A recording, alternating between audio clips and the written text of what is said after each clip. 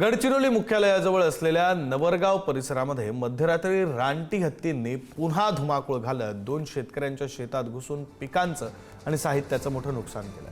हत्तींनी आंब्याची आणि बांबूची झाडं उपटून टाकली, तसंच लोखंडी कुंपण, गोदाम, पाईपलाईन आणि सीसीटीव्ही कॅमेऱ्यांची तोडफोड केली। गोदामात साठवलेली तुरीची डाळही हत्तींनी फस्त केली आणि या धुमाकूळामुळे शेतकऱ्यांचं लाखोंचं आर्थिक नुकसान झालं असून परिसरामध्ये भीतीचं वातावरण आहे। स्थानिक नागरिकांनी हत्तींचा कायमस्वरूपी बंदोबस्त करण्याची मागणी केली।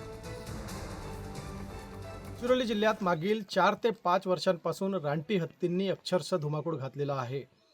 गडचिरोली तालुका मुख्यालयापासून 15 किलोमीटर अंतरावर असलेल्या नवरगाव येथे 20 ते 25 रानटी हत्तींनी शेतामध्ये अक्षरशः धुमाकूळ घातला। आपण इथं बघू शकतो, अशा प्रकारे रात्रीच्या वेळेस रानटी हत्तींनी इथं प्रवेश केला व प्रचंड नासधूस केली। सीसीटीव्ही कॅमेऱ्याची सुद्धा तोडफोड करण्यात आलेली आहे। पाईपलाईन सुद्धा त्यांनी तोडलेली आहे। महत्त्वाचं म्हणजे मागील काही दिवसांपासून गडचिरोली जिल्ह्याच्या विविध ठिकाणी या रानटी हत्तींचा संचार बघितला जात आहे आणि या रानटी हत्तीमुळे आता शेतकरी सुद्धा धास्तावले आहेत। अवघ्या काही दिवसांवर शेतीचे कामे सुद्धा सुरू होणार आहेत। यामुळे आता शेतकऱ्यांनी शेती करावी तरी कशी, असा सुद्धा प्रश्न निर्माण होत आहे।